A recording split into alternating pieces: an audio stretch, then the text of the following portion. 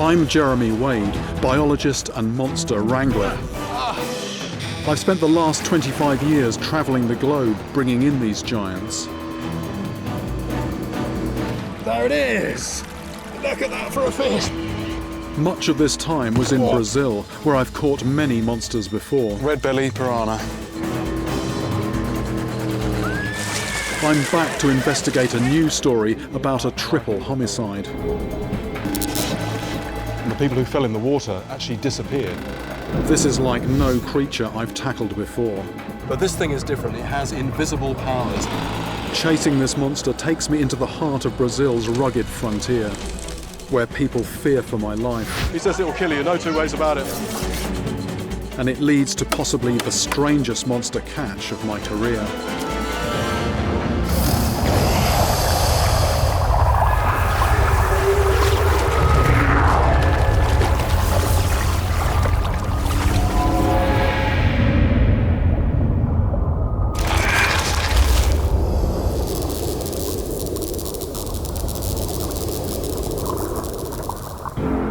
I've chased river monsters all over the world, but I've always considered Brazil my second home. There's the fish! There's the fish! This is where I've done most of my fishing. Look at this! Catching all manner of freshwater killers. I've been drawn back by a chilling story about the death of a group of cowboys. I've heard of a river monster taking an individual before, but never 3 people at once. This is a new killer for me.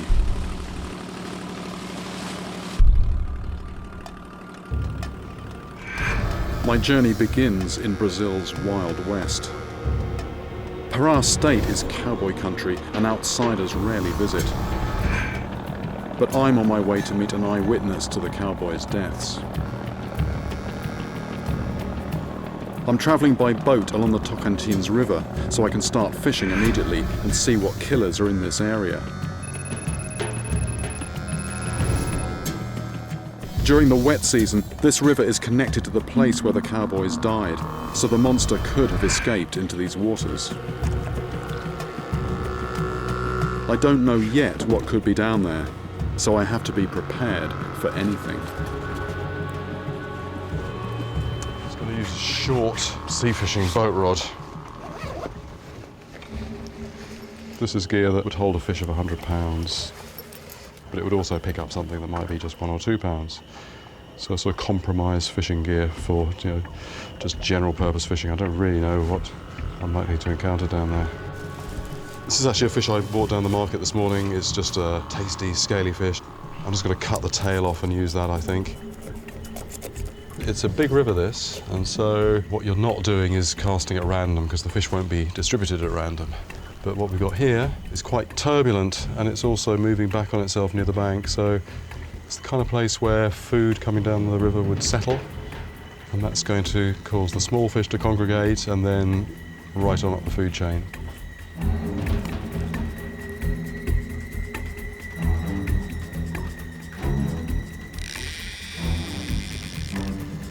One thing at the bottom. It's not long before I get my first bite. Oh, okay. I think something's nibbling that.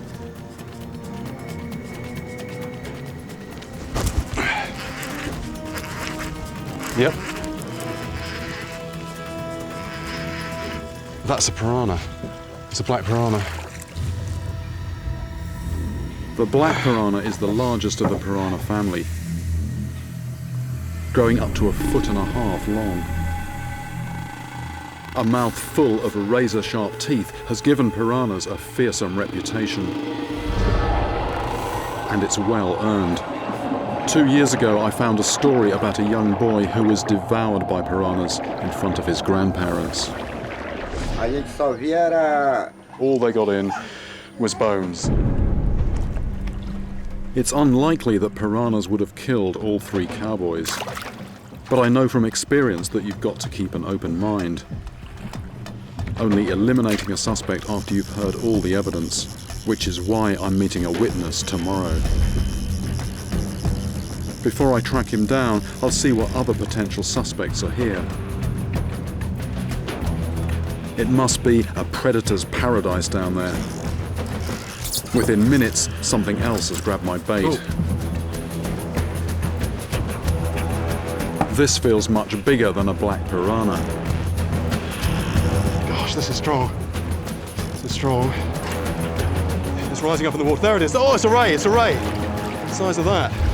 This is the first spotted river ray I've ever caught.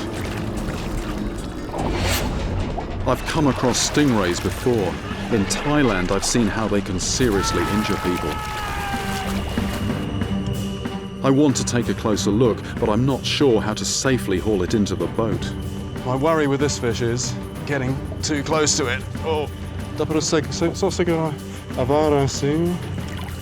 Its tail has a venomous spike 5 inches long, which could whip round and stab me as I pull it in. Taking it to shore and pulling it onto the bank is the best option. On close inspection, I'm reminded that this can kill as well. That spine there, very dangerous. It's just like a knife, 5 inches long. That would go in your flesh very easily, be very painful. And actually, if that's in the wrong part of your body, that could puncture an artery, that could be fatal. And these here, look at those, they don't look very nice either. Like piranha, this is an unlikely suspect for killing 3 people at the same time. But I'll need to hear the witness's account before I can take it off the list.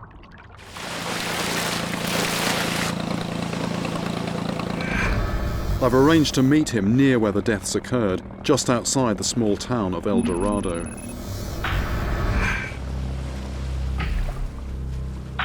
For the last leg of my journey, I leave the boat behind and drive cross-country. I'm comfortable in the Brazilian rainforest, but this area is unfamiliar to me, and I'm not sure what to expect. The whole area was cleared decades ago by ranchers and gold prospectors. All the wild animals were chased out or killed, making it safe for livestock and humans. But it seems that a deadly water predator has managed to cling on. The cowboys' deaths are still raw in the minds of many, and I've been refused access to where they died. I meet the witness, Reginaldo, at a nearby farm instead. Okay. He tells me that it happened during the wet season, when the pastures were flooded. A mule had become stuck in the water. Reginaldo and 5 other cowboys tried to rescue it. What they had to do was actually sort of go in and just try and pull the animal out. The first 3 cowboys went into the water. Reginaldo and the others hung back.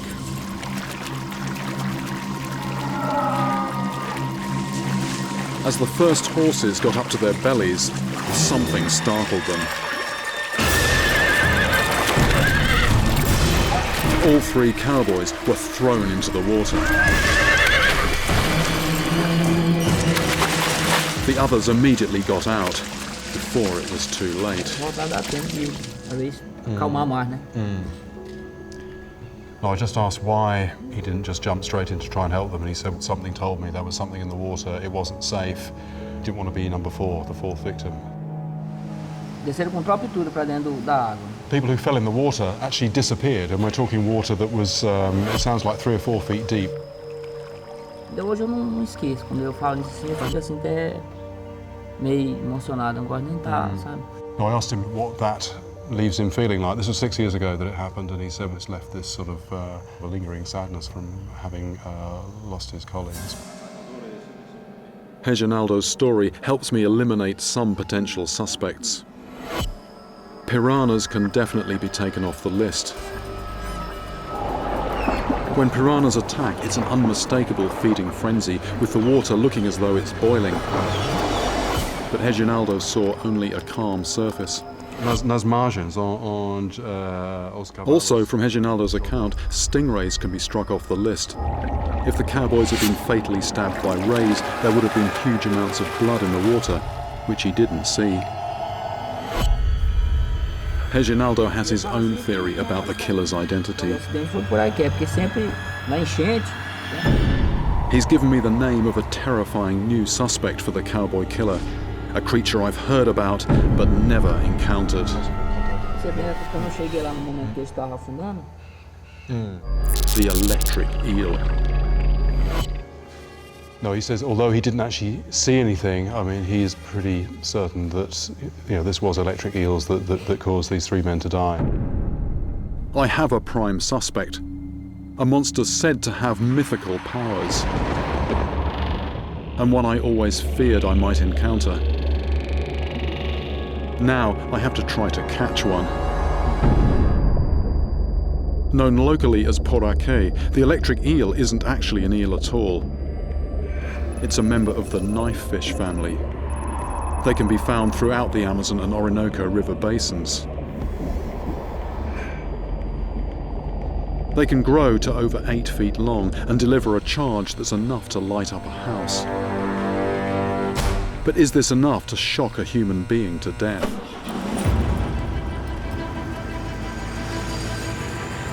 I've heard stories about electric eels killing people before, but they've never been proven. I've also heard of murderers blaming electric eels to cover their misdeeds. But could an eel really kill 3 people at one time? I have my doubts. There are many other animals in these waters that are documented killers, such as anacondas and caimans. Victims of these predators bear the telltale marks of bites or strangulation, clues that help identify the culprit. A victim of electrocution would have no such marks. My job now is to find out what state the cowboys' corpses were in when they were recovered. To do this, Reginaldo has put me in contact with a man called Hermes. Oh, bom dia. So, Jeremy. Oh. He discovered the bodies the next day. E aí nós fomos lá para ajudar. He tells me that the grim search for the 3 bodies started where the cowboys disappeared. Foi muita gente para procurar e muita gente que a gente tinha canoa, eu, meu irmão, né? They actually got boats with motors in the water and they were driving those around to create a disturbance. The wash from the propellers would churn up anything lying below the surface.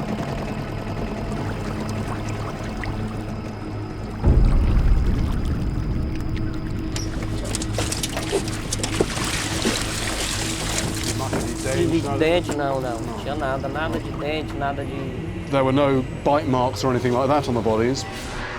Having no bites is in line with the prime suspect being an electric eel.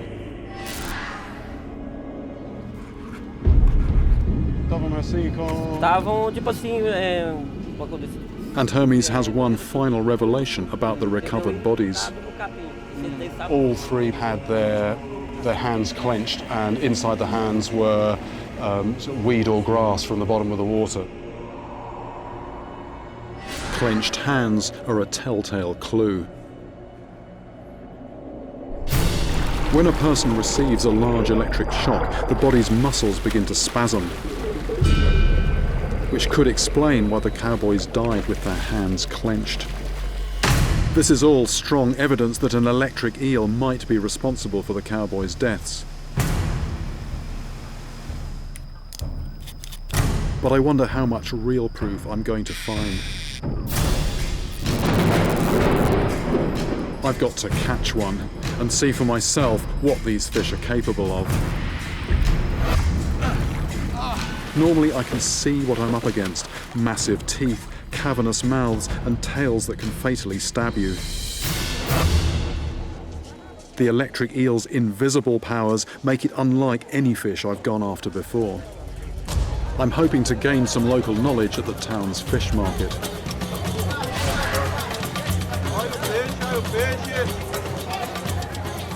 The people here are those most likely to have come up against them. Everywhere I look are toothy, dangerous fish, but electric eels aren't on the menu. Fishermen don't fish for them, but the reason they don't fish for them is that they say the shock is very powerful. And when I asked, well, how would I fish for one? He said, actually, I don't know. I mean, nobody, this thing gives a shock that can kill you. Nobody fishes for it. Nobody actually, well, he can't tell me how I'd actually go about that. He says, the actual shock, the severity of it is like putting your fingers into a power socket in your house. In fact, he says he would rather put his fingers in the power socket than touch one of these fish. Electric eels, or poraquet, have been striking fear into people's hearts since long before Europeans arrived in the 16th century. Before electricity was understood, Brazil's indigenous Tupi people told of a warrior who carelessly dropped a lightning bolt on an eel, giving the fish its mysterious power.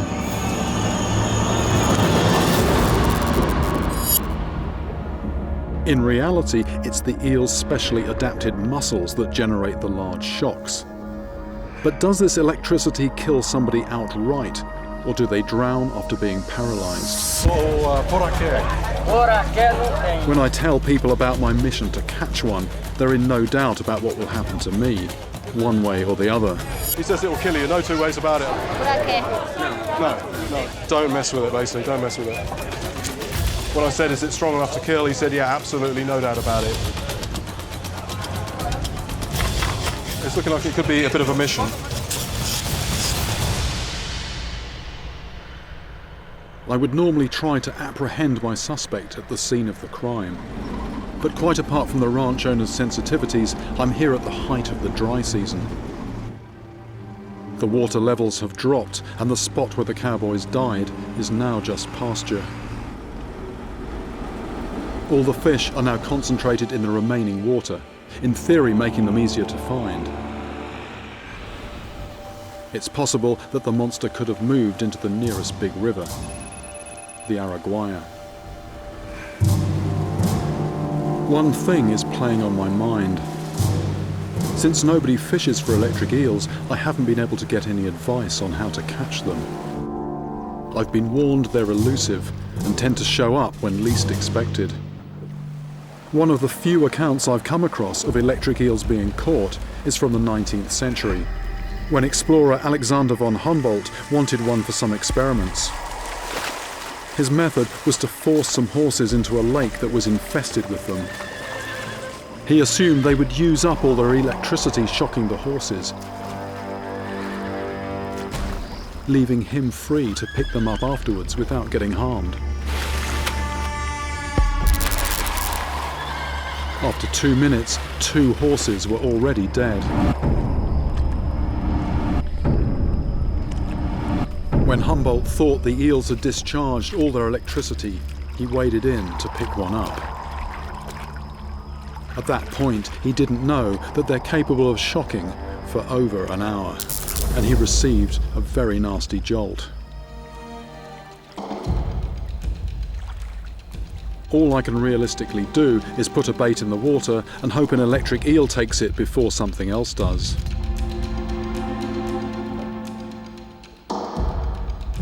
The thing is, there's loads of predators in these waters, so I've got a bait on the bottom here, but there's lots of other species that could pick it up. There's no way really to single out the electric eel. I know I'm doing the right thing to catch one, but something else could beat it to the bait. Because I don't want to get a nasty shock when I catch an electric eel, I'm taking some precautions. The nylon line I'm using won't conduct electricity, so I'll be safe while bringing it in.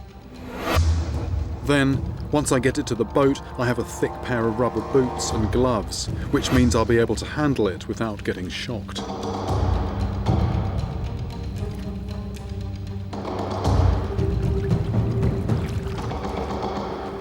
We've attracted a pod of Amazon River dolphins.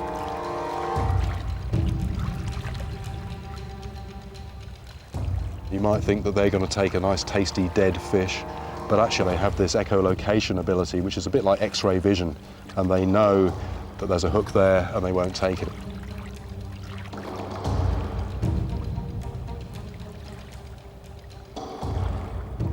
But there's something big down there that hasn't sensed the hook. Good size fish, good size fish. Is this the electric eel I've been looking for?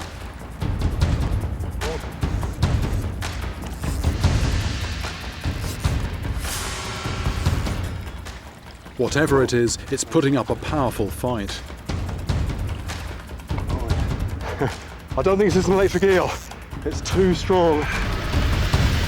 The back 4/5 of an electric eel's body is mostly used to produce electricity.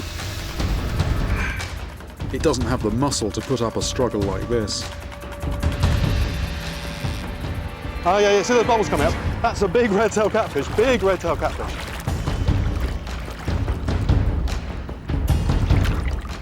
Out of the water, it gulps in air, blowing it out through its gill flaps. Got it. This is what they call a pirarara here, which is, well, in English we call it red-tailed catfish, very, very obvious reason. And, I mean, just a wonderful coloration it's got as well. Dark back, this very clear line between the dark and the light, this mottling of brown spots as well. Very strong fish, but it tends to not have the stamina. But, I mean, another thing to remark about this fish, it's about a third of the body is head, huge head. Very capacious mouth. It's got loads of small teeth, so that's really just for gripping. If it gets a fish that it can't totally inhale all at once, oops, with the muscular jaw and those teeth, you know, it's not going to get away. Look at this. This river is just full of predators. There's a big chunk of fin missing there. I get the fish back in the water so it can recover before I let it go. But this proves my point, what I was saying earlier on. You throw a bit of dead fish in this river and there's anything that could take it. You know, it could be an electric eel, that's what I was hoping for, but you know, it could just as likely be one of these red-tailed catfish.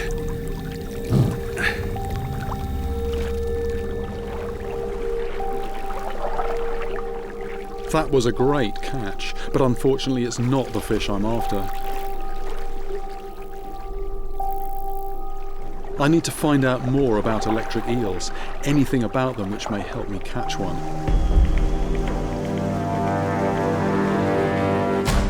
I'm meeting up with a fish expert from the University of Pará, Dr. Jonathan Reddy.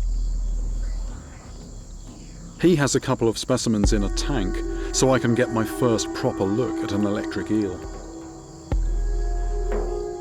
These fish are using their electric capability all the time. They're constantly sending out little pulses. Smaller eels like these deliver a less powerful shock than the larger ones, but they can still pack a punch. Wearing protective rubber gloves, Jonathan shows me this by hooking one up to a bank of LEDs. It lights them up using muscles that have been modified into thousands of special cells, which work in a similar way to AA batteries. Each individual cell generates around 1/10 of a volt, but when they all fire together, a large pulse is produced. It uses this high voltage to shock prey and for defense. So this voltage is, just for a very short while, 400, 500 volts. The bigger eels, then they're known to be up to 600 volts, or maybe even above. That's almost the same as the voltage produced by a heart defibrillator. Electric eels also generate a low energy pulse of around 10 volts, which they use to survey their surroundings, helping to compensate for their poor eyesight. It can see, even in muddy water, by using its electroreceptors to detect distortions in its electrical field. A pulse is emitted every few seconds, and these can be picked up by placing electrodes in the water and amplifying the signal. There you see a wave of signals as they try and work out what's going on. So my finger in there wouldn't feel this, it's only... You wouldn't feel this. Small, orienting pulses are harmless. but the bigger shocks are up to 65 times more powerful and can travel through water. When they're about to stun something, do you get much Yeah. warning if they're going to do that? Do I hear a... You will get some kind of warning, but it might not be too much for you to react in time. There you go. No problems.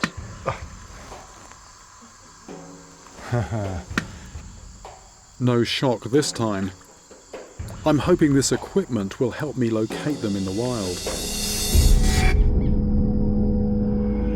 Electric eels are proving to be very elusive, and rivers have too many places to hide. So I'm changing my tactics. This river goes up and down a lot during the course of a year, and I'm actually here right at the bottom of the dry season. And in fact, on the rocks, it's possible to see the high water mark, which is about 10 or 15 feet up on what it is now. But what this means is that this time of the year, a lot of bits of water in the floodplain, which are normally connected to the river, become isolated, become separated. So we've got separate lakes, and people have been saying, actually, rather than the river, that's where you should be looking. The trouble is getting in there. Normally you could take your boat in, but in the dry season, they're going to have to find a way to drag the boat to the water.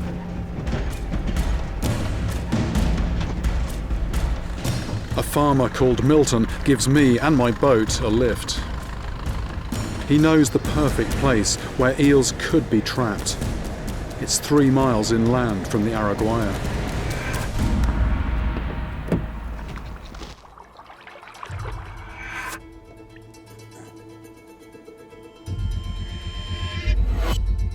Electric eels come up for air every 10 to 15 minutes.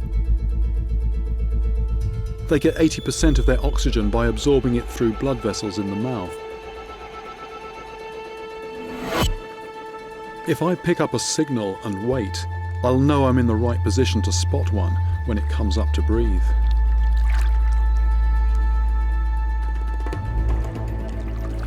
There was something just surfaced, made some rings just by that bit of wood there, which could have been an electric eel coming up for air.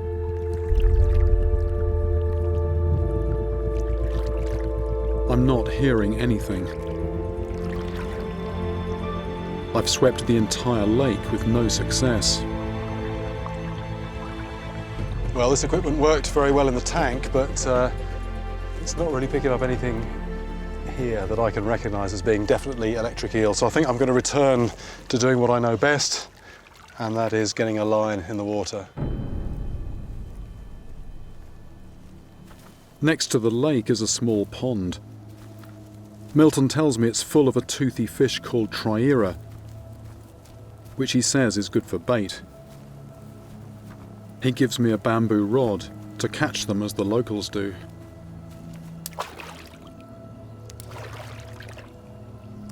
Most fishing, you're being quite stealthy. You're creeping up, you're putting the bait in the water quietly. Triera are very inquisitive. They lie in shallow water, and if they hear a sound, rather than head in the opposite direction, they actually come and investigate.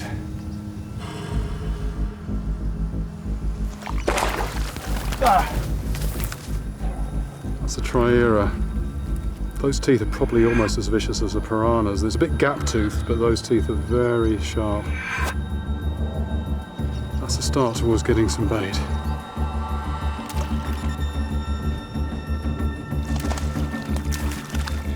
Unlike electric eels, triera are proving incredibly easy to catch.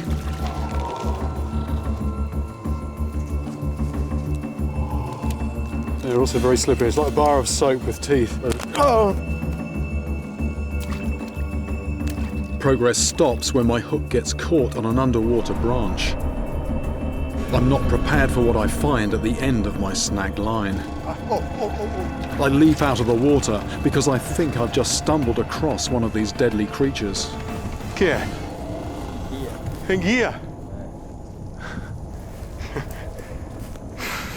But it's a case of mistaken identity. It's actually not an electric eel, that is an eel. This is a musum. It may look like a true eel, but it is in fact another elongated fish. For a moment there, I was worried. I saw this long snake-like thing on the line, and I wasn't hanging around to have a closer look. I was out of the water. If this was an electric eel this size, that could be potentially fatal. strange sort of admission to me. I'm actually glad that wasn't the fish that I was after.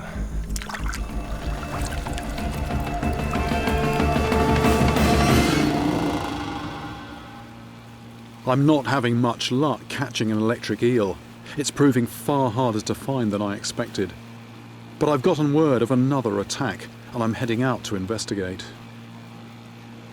It happened in 2007 on a farm near Villanova, where a 21-year-old farm worker called Francisco died in a small pond. I've travelled there to meet up with his friend Fernando, the only witness to Francisco's last moments. Ficou só ele em casa. Eu tava só com uns 15 dias que tinha chegado lá, que tinha conhecido ele. Francisco had only been working at the farm for 2 weeks when he decided to go fishing in a nearby pond. Vamos, bora entrar? Perigoso aí. Não, não vou entrar não. Tu entra Não, aí. vamos. Fernando warned him about the electric eels he'd seen there, but Francisco carried on anyway. They were fishing with a sort of basket. You go in the water and you run this along the bottom of the pond, and then you see if you've got any fish in the basket. Da água assim, o corpo dele tava todo fora. Ele tava com isso assim dentro da água. And he said, you know, they tried a couple of times, hadn't caught anything. Fernando was staying on the bank. He didn't want to get in the water. On the third scoop of the basket, Francisco disappeared. And so what he did, he ran for help, came back with 2 other people, and when they got there was no sign of anybody, no sign of Francisco. They started searching for his body by dragging a wooden hoe through the water. O corpo do porco era... Tava enrolado nele. Eventually, Francisco's body rose to the surface, with a macabre addition. Levou choque na mão também. Depois... The body of the eel was wrapped round the boy's body. Only when it was pulled right into the shallows did it actually then disappear back into the water. Now, Fernando say that, like me, you know, he'd heard stories that this is a fish that's capable of killing people, but he didn't really believe that, hadn't heard anything very definite. And so when he saw what actually did happen, he said he almost didn't believe it.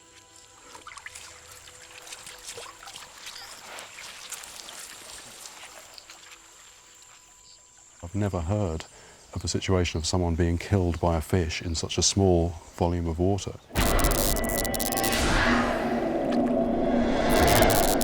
But the other thing that really struck me was that, unlike the case of the 3 cowboys who were killed, I mean, here there was absolutely no doubt what animal was responsible. There was a 100% positive ID. You know, this was an electric eel that killed Francisco. Finally, clear evidence of an electric eel causing a human death. What I don't know, though, is whether victims drown after being shocked or die from electrocution. I've tracked down Dr. Ivo Panovic, the pathologist who performed Francisco's autopsy. De matar ser humano é capaz mesmo? Eu creio que sim. Eu creio que sim. So I just asked Dr. Panovic, you know, simple question, is the electric eel capable of killing a human being? And the answer, a very clear yes. He goes on to tell me exactly how Francisco died.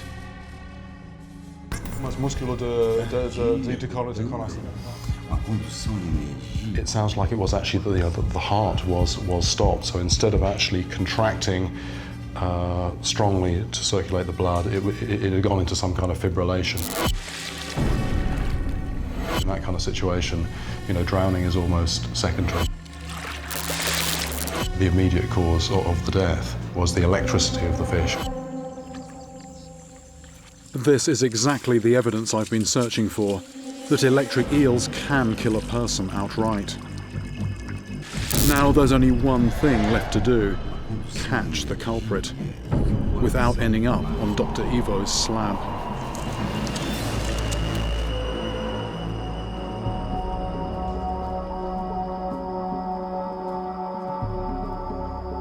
The locals tell me electric eels lurk here. I'm wearing my protective rubber boots and the rubber gloves are on standby in case I catch one. Just seen something surface. I've also ditched my carbon fibre rod in favour of a bamboo pole. Perfect for small ponds like this, and with the added advantage that it won't conduct electricity.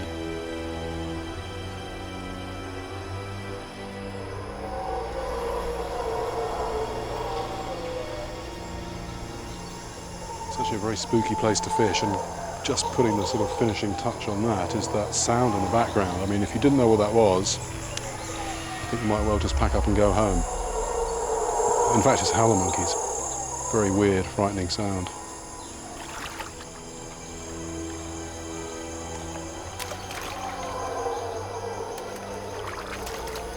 This Triera, oops. Once again, aggressive Triera are proving no problem to catch. I actually thought that might have been an electric eel because the take was not characteristic of Triera. Triera normally it's a very sort of jagged, quick take. That was quite fiddly and the line going out slowly, so I thought that might have been an electric eel, but another Triera. I'm becoming increasingly frustrated. Because the final question still lingers. Is one eel capable of killing 3 men? Little is known about electric eel behaviour, so just seeing one in the wild, never mind catching one, might help me answer this last question. I know now that this is an animal that's capable of killing people. It's got nothing to fear from other animals, and at times it certainly seems to be pretty bold, but, you know, where are they? I think, you know, I've got to give this some real serious thought about what I do now if I'm actually to succeed in catching one of these things. The electric eel's elusiveness isn't the only thing going against me.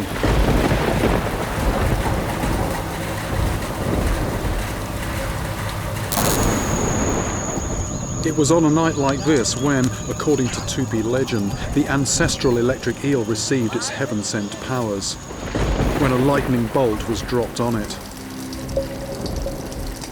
But the rain that's falling for the first time in months is about to make my job much harder. Soon the eels will no longer be concentrated in the shallow, dry season ponds. I was getting close, but with this, you know, it could mean that my window of opportunity is rapidly closing. It could actually be too late. This could ruin it. This could mean that I actually don't find my electric eel.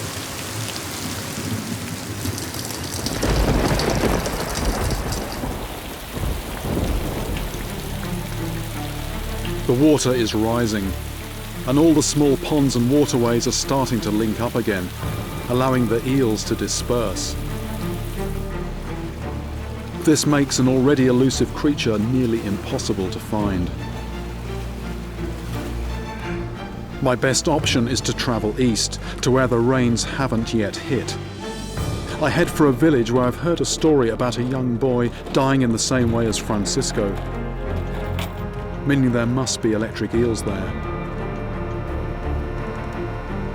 On arriving, I find out that a dog was shocked just an hour ago in a nearby pond. This could be my chance to see an electric eel in the wild.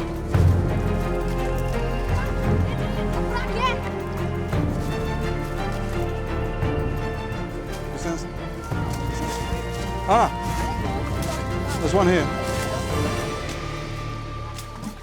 I'm too late. People from the village have killed it. I mean, it's never nice to see an animal that's been killed. You know, this one's got a machete cut halfway through its body. It's amazing that such a small volume of water could harbour a lethal electric eel 6 feet long. So the dog was shocked somewhere down the far end, and apparently it was sort of struggling, swimming up towards this end, and there was a lad here who was able to pull it out of the water. Then, you know, went and got help, and basically, you know, they wanted this thing out of here. Although it's a bit disturbing, you can understand why they want to do this. This animal can kill you, so best to take no chances and kill it before it kills you.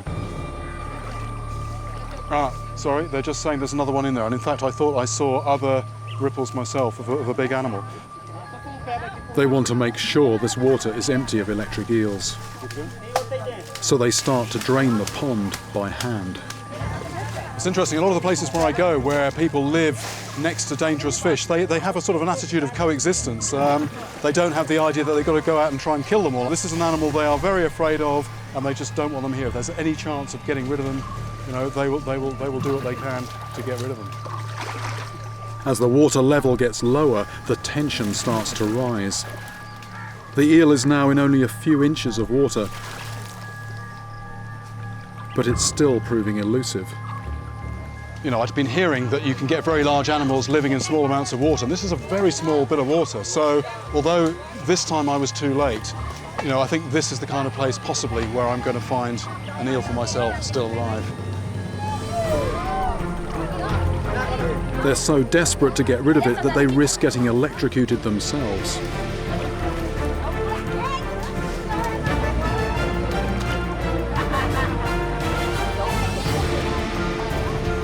Right, he thinks there's actually one down here. He got a bit of a shock poking the machete down into this hole here. When the electric eel finally reveals itself, it's killed without any hesitation. This time, it's only 4 foot long. It's no surprise that I've had such a hard time finding an electric eel. It's taken 20 people a couple of hours to find just one in here. I travel further east, ahead of the rains. I fish as I go, but I'm still catching everything but an electric eel. This is a thing called a fidalgo. It's a type of catfish, not an electric eel. My last hope is an area just southwest of Marabá, where it's still tinder dry and fires are burning everywhere. The water here is at its absolute lowest. And at daybreak, I'll have the best chance I'm going to get before the rains sweep in.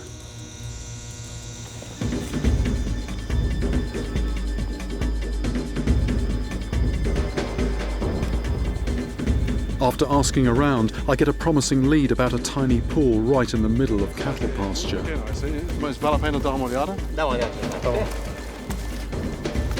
It's more like a mud puddle. The last place I'd expect to find a river monster.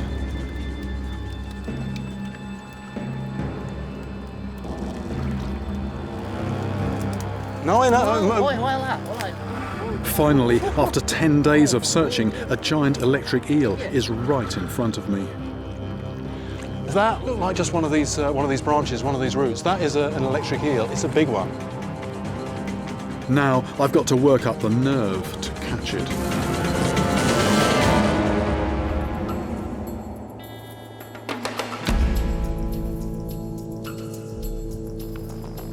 I'm just making a bit of a trench. From my point of view, it'll be easier to handle if there's some kind of sort of notch that it's in rather than it's being able to slip and slide all over the place.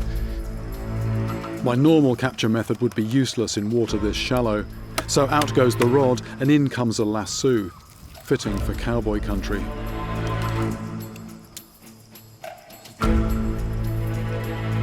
Because electric eels don't rely on physical strength, pulling it out of the water shouldn't be that hard.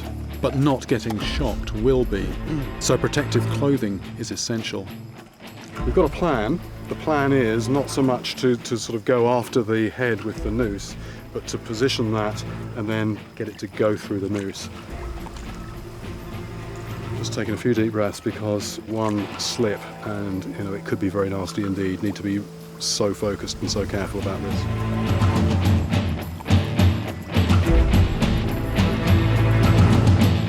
An eel this size can deliver a shock of 650 volts. That's enough to stop my heart in seconds.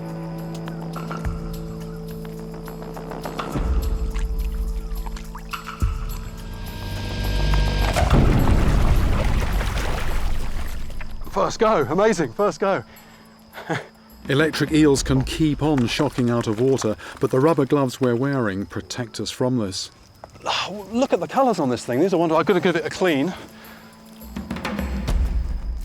That is, it's doing a sort of, it looks like a muscle contraction, spasm almost. That's when it's actually shocking. Because electric eels get most of their oxygen from breathing air, they can stay out of water for long periods of time.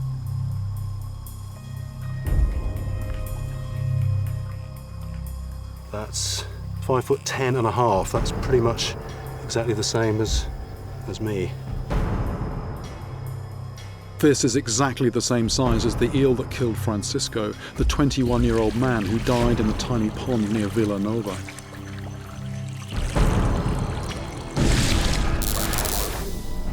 If I wasn't wearing these rubber gloves, I could be dead too. It's over 100 degrees and I don't want the fish to overheat, so time it went back in the water.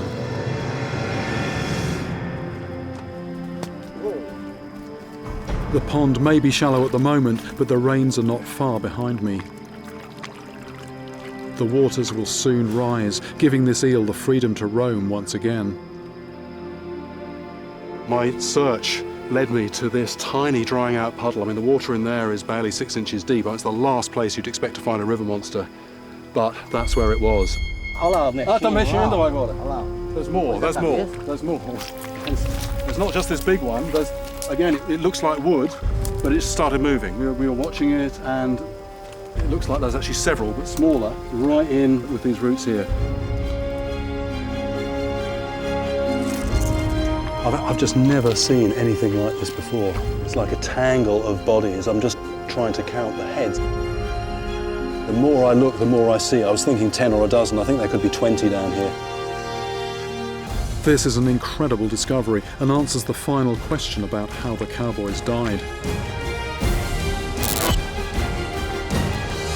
I believe a group of electric eels like this was trapped in a pool over the dry season. When the rains came, the water levels got higher until the eels could all leave into the swelling waterways. It was in these waterways where the trio of unlucky cowboys came across them, after their startled horses threw them into the water. Each one of these eels could deliver a fatal shock, so a group of 20 would easily be capable of killing the cowboys. This journey has once again proved to me that there's no end to lethal river monsters, and that they can be found anywhere. Who knows where I'll find one next?